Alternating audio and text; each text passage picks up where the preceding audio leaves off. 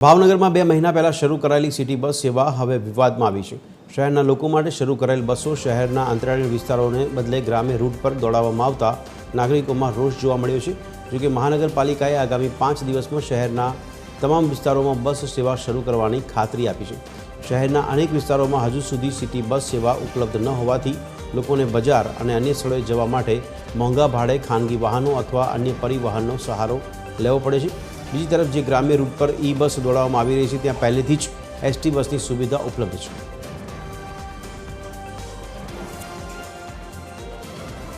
ભાવનગર શહેરમાં જે city bus સુવિધા શરૂ કરવામાં આવી છે, હાલમાં જે સિટી બસો છે તે ક્યાંક ને ક્યાંક અંતરિયાળ ગામડાઓને જોડતી બસોની સુવિધા હોય તે રીતે ચાલુ કરવામાં આવી છે। કારણ કે જે જગ્યાએ ઓલરેડી એસટી બસો ચાલુ છે ત્યાં સિટી બસ સુવિધા શા માટે ચાલુ કરવામાં આવી તે આજ દિન સુધી મને ખબર નથી।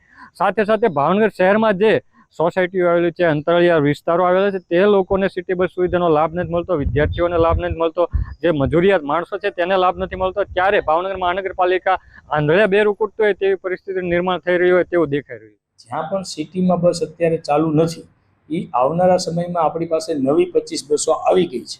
એનો રૂટ અમે ડિઝાઇન કરી રહ્યા છીએ, જેમાં ભાવનગરના ખૂણે ખૂણા નાનામાં નાનો અંત્યોદય સુધીનો માણસ એનો લાભ લઈ શકે, આરામથી બસની સુવિધા માણી શકે। એ પ્રયત્નથી અમે જલ્દી ચાલુ કરવાના છીએ, પણ એક પણ જગ્યા બાકી ન રહે એ માટે અત્યારે અમે અને અમારો સ્ટાફ દ્વારા